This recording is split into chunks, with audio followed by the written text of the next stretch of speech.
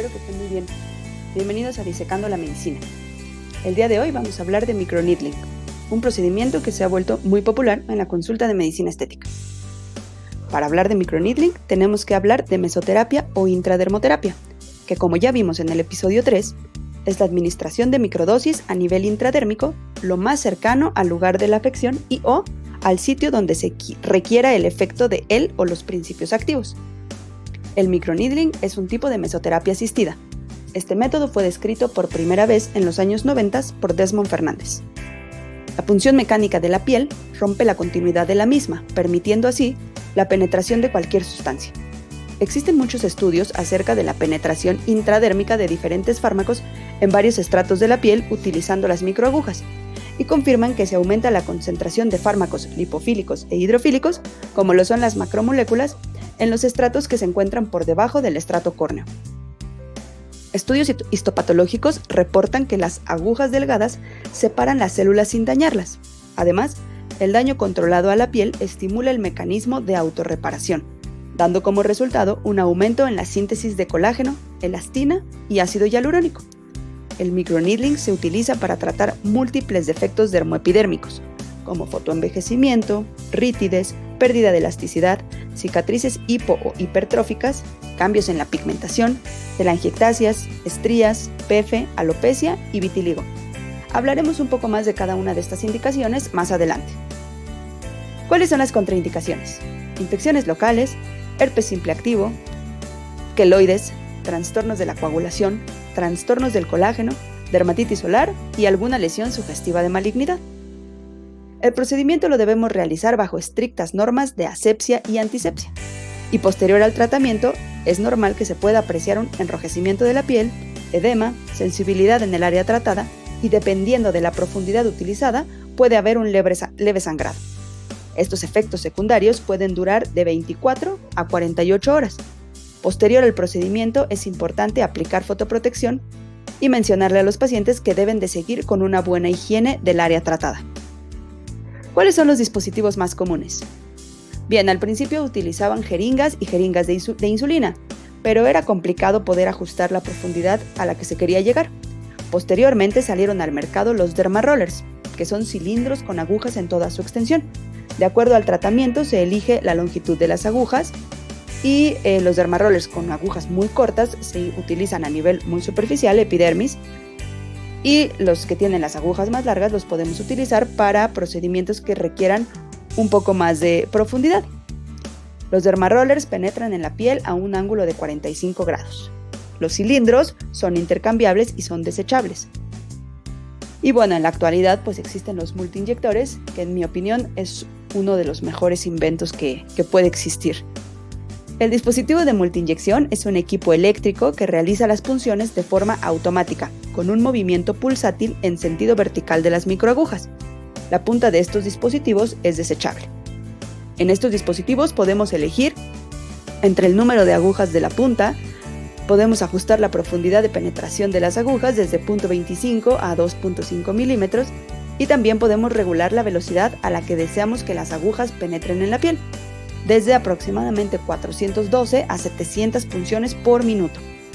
Las agujas penetran de forma perpendicular en la piel y esto da la oportunidad de trabajar en todas las áreas de la piel sin cambiar de dispositivo. Por ejemplo, en el área periocular podemos trabajar a 0.5 milímetros de profundidad y en el área malar podemos trabajar a 2 milímetros. Al utilizar una profundidad de 1.5 milímetros, la penetración de activos llega hasta los compartimentos de los receptores en la dermis, mientras que una penetración transepidérmica se puede lograr con una longitud de 0.25 a 0.5 milímetros. El aumento en la penetración transdérmica de los activos lo observamos a partir de las 72 horas post-procedimiento. ¿Cuál es el mecanismo de acción? Este consiste en realizar un daño controlado en la piel mediante una punción mecánica, induciendo mediante los numerosos canales creados una inflamación también controlada y de acuerdo a la profundidad podemos o no dañar vasos superficiales provocando una microhemorragia. Al realizar estas rupturas microscópicas en los vasos de la dermis superficial, hay liberación de plaquetas, lo que provoca el inicio de la producción de colágeno, elastina y factores de crecimiento. Todo este daño controlado inicia un proceso similar al proceso de regeneración de una herida. Y este proceso lo podemos dividir en 3 fases: inflamación, proliferación y remodelación. Veamos cada fase detenidamente. La inflamación es relativamente corta, tiene una duración de 72 horas posteriores al procedimiento e incluye la formación de microcoágulos, citocinas e infiltración de factores de crecimiento en la zona de lesión, así como la activación de células inmunitarias. El proceso más importante asociado con el microneedling es la activación plaquetaria. Esto encabeza la liberación de muchos factores de crecimiento, incluyendo el factor de crecimiento derivado de plaquetas, el factor de crecimiento transformador alfa, el factor de crecimiento transformador beta, el factor de crecimiento de fibroblastos y el factor de crecimiento epidérmico. Todos estos factores de crecimiento estimulan fuertemente a los fibroblastos para producir colágeno y elastina. Las células inmunitarias, como leucocitos, neutrófilos y macrófagos, limpian el sitio de la herida de posibles contaminantes y bacterias. Una semana posterior a la lesión, las células sufren apoptosis y el microambiente de la herida cambia radicalmente. La proliferación dura de 2 a 3 semanas y consiste en la epitelización y el reemplazo del coágulo de fibrina con tejido de granulación. El tejido de granulación, como ya sabemos, está formado principalmente por fibroblastos, colágeno y ácido hialurónico. La migración y secreción de fibroblastos, así como la reconstrucción de la matriz extracelular, son regulados por las metaloproteinasas, interleucinas y factores de crecimiento, principalmente el factor de crecimiento transformador beta, el factor de crecimiento derivado de plaquetas y el factor de crecimiento epidérmico. El factor de crecimiento beta es uno de los factores más importantes involucrados en la formación de cicatrices. Existen 3 tipos: beta 1, beta 2 y beta 3. El beta 1 y beta 2 participan en el proceso de regeneración y formación de cicatriz. Estos factores también son responsables de la formación de una estructura densa de colágeno. Y el factor de crecimiento beta 3 participa indirectamente en la formación de fibras de colágeno normales y resistentes al estiramiento. Este factor de crecimiento es responsable de la regeneración sin dejar cicatriz. Por lo tanto, los tratamientos antiedad efectivos deben activar el factor de crecimiento beta 3 sin estimular otros tipos de factores de crecimiento. El microneedling es un método que permite la regeneración de la piel sin la formación de cicatrices. El colágeno tipo 3 predomina en el tejido de granulación, el cual es un tejido característico de regeneración posterior a una lesión mecánica. En el examen histopatológico de la piel sometido a micropunturas, aparece un aumento de la calidad de colágeno y fibras de elastina hasta 4 veces más que la cantidad normal. La estructura de las fibras nuevas de colágeno formadas no difiere de las estructuras de las fibras de colágeno presentes en la piel no dañada. Al mismo tiempo que hay neocolagénesis, también existe angiogénesis, lo que causa una hiperoxigenación del tejido. Las citocinas más importantes involucradas en este proceso de neovascularización del tejido dañado son el factor de crecimiento vascular endotelial, el factor de crecimiento de fibroblastos y el factor de crecimiento derivado de plaquetas. Y la remodelación es una fase en donde la matriz extracelular es la que tiene mayor cambio. Primero, el colágeno tipo 3, que ya está sintetizado, gradualmente se va a convertir en colágeno tipo 1. La piel se vuelve más gruesa y durable, recuperando el color y la textura correcta. El examen histopatológico posterior a la aplicación del microneedling muestra un aumento significativo en el grosor del estrato granular de la epidermis sin ningún cambio en el grosor de la dermis. Existe otra teoría que explica que el mecanismo de acción de la micropunción está relacionado con el cambio en el potencial de membrana celular al entrar en contacto con las microagujas. El potencial de reposo de la membrana es menos 70 milivoltios. Al insertar la aguja lo más cercano a la célula provoca un cambio inmediato del potencial de membrana a menos 100 milivoltios, lo que a su vez aumenta significativamente la actividad celular, resultando en la liberación de proteínas, potasio y factores de crecimiento. La liberación de estos componentes al espacio extracelular estimula la migración de los fibroblastos al área lesionada y promueve la producción de colágeno, elastina y proteoglicanos. Ahora, las indicaciones. En cuanto a los síntomas del envejecimiento de la piel o envejecimiento cutáneo, Domay y colaboradores realizó un estudio histopatológico en pacientes a los cuales les realizó 6 sesiones de microneedling a una profundidad de 1 milímetro y con 2 semanas de intervalos entre cada sesión. En este estudio se encontraron cambios significativos en epidermis y dermis. Los pacientes presentaron engrosamiento del estrato espinoso, aumentando la integridad del resto de estratos. La cantidad de colágeno tipo 1, 3 y 7 aumentó significativamente. También se observaron cambios en la estructura de la piel y en el contenido total de elastina. La agregación irregular de elastina formada en la elastosis solar fue reducida, mientras que los niveles de tropoelastina aumentaron, dando como resultado el correcto arreglo de las fibras de elastina. Todo lo anterior dio como resultado una reducción de rítides leves, aumento en la tensión y elasticidad de la piel y una recuperación del óvalo facial. La disminución de las rítides leves y el aumento en la elasticidad de la piel son visibles después de 3 meses de tratamiento debido al tiempo de duración de la neocolagénesis. Es importante tener en mente la combinación del microneedling con principios activos como puede ser la vitamina C o la vitamina A, y así podemos sacar mayor provecho del potencial de regeneración tisular de este procedimiento. Ahora, para las cicatrices hipertróficas, aquí las metaloproteinasas de la matriz juegan un papel importante en la remodelación del tejido de cicatrización.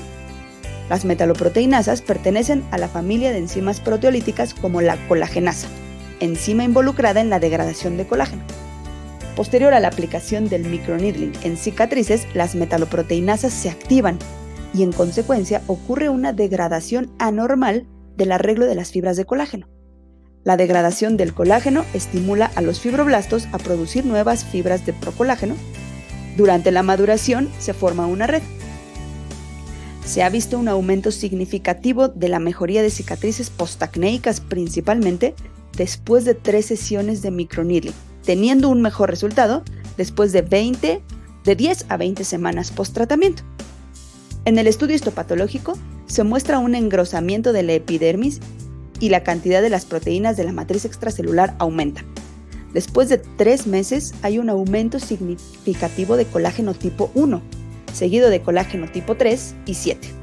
El contenido de elastina disminuye y aparece una gran cantidad de moléculas de tropoelastina. En las estrías, el microneedling provoca un aumento en la cantidad de colágeno, fibroblastos y un engrosamiento epidérmico después de 3 sesiones. Para la alopecia, el tratamiento de la pérdida de cabello involucra en general medicamentos tópicos, como el minoxidil, finasteride y antiandrógenos, aunque también podemos utilizar la inmunoterapia, la fototerapia y métodos más invasivos como el trasplante capilar. Sin embargo, muchos de estos tratamientos se relacionan con efectos secundarios como irritación de la piel cabelluda, disminución de la libido y disfunción eréctil. Los factores de crecimiento liberados durante la aplicación del microneedling estimulan las células de la matriz del folículo piloso, promoviendo una mejor actividad y una división más frecuente. Además, al mismo tiempo, la expresión de genes responsables del crecimiento capilar es aumentada. Como resultado, hay un crecimiento del cabello más rápido e intenso. En la hiperpigmentación se ha demostrado que existe un engrosamiento de la epidermis posterior al microneedling, dando como resultado la reducción visible de hiperpigmentación. Adicional al engrosamiento epidérmico, se pueden observar disminuciones en la pigmentación y un aumento en los depósitos de colágeno en dermis superficial. Existen varios estudios que demuestran que posterior a la sesión de microneedling a una profundidad de 0.25 a 0.5 milímetros hay una disminución significativa de hiperpigmentación.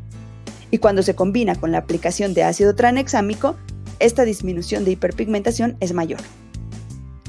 Para la hiperpigmentación infraorbitaria tenemos varios tratamientos como láser, peelings, cremas despigmentantes, aplicación de rellenos dérmicos, etc. Ninguno de estos tratamientos ha sido 100% satisfactorio para los pacientes, pero se ha encontrado que al realizar la combinación con el microneedling y algunos principios activos como el ácido tranexámico, la mejoría es mucho mejor. En cuanto al vitiligo, existen estudios que refieren la eficacia del microneedling en combinación con el 5-fluoracilo, aplicando una sesión de 2 semanas hasta completar 12 sesiones, y se encontró realmente un gran porcentaje de pigmentación en estas zonas. En conclusión, el microneedling o multiinyector o microagujas, o también conocido como terapia de inducción de colágeno o inducción de colágeno percutánea, o de acuerdo al equipo que utilicen, Dermapen, Dr. Pen, M&M, etcétera, etcétera, es uno de los tratamientos más efectivos en la actualidad para varias patologías de la piel. Este tratamiento tiene uno de los índices más bajos en aparición de efectos secundarios, siempre y cuando se utilice con responsabilidad y conocimiento. La combinación con diferentes principios activos ha dado mejores resultados. Por ejemplo, la combinación del microneedling con activos tensores, hidratantes, antioxidantes, coloides o células madre. Es importante saber la profundidad, velocidad, cantidad de agujas, principios activos y número de pases por cada área que debemos realizar de acuerdo con los diferentes padecimientos. Bien, vayamos ahora al artículo de la semana. Este se llama Microneedling in Skin of Color, a Review of Uses and Efficacy. Fue publicado en el 2015 por la Academia Americana de Dermatología, escrito por los doctores Brandon Cohen y Nada El-Bullouk de la Universidad de Medicina de Nueva York, y habla del abordaje de los fototipos altos con microneedling y los efectos benéficos que tienen, además de la mínima aparición de efectos adversos. Espero que les guste. Por último, vayamos a las preguntas de la audiencia. Y el Dr. Ramírez me pregunta qué tipo de hilos PDO son más efectivos, los lisos o los espiculados. Pues, Dr. Ramírez, ambos hilos son efectivos. Evidentemente va a tener un mejor resultado si los combina, porque al utilizar hilos lisos y espiculados puede trabajar en diferentes planos y dar diferentes efectos. Depende mucho de lo que el paciente necesite, pero si necesita, por ejemplo, únicamente redensificar, utilice lisos. Pero si además de la redensificación necesita tracción o reposición de tejidos, aplique también espiculados. Muchas gracias por su pregunta. Y bien, así llegamos al final de este episodio. No se olviden seguirme en mis redes sociales, Facebook, Twitter, Instagram. Recuerden suscribirse a este canal, activar las notificaciones, darle clic en la campanita, darle like al video, comentar, compartir también. Y también recuerden que el podcast está disponible en Spotify, Google Podcast y Apple Podcast. Envíenme sugerencias de temas o cualquier duda que tengan, me dará mucho gusto poderles apoyar. Muchas gracias por escucharme. Soy la doctora Gabriela Rocha y esto fue Disecando la Medicina. Nos escuchamos pronto. Un abrazo.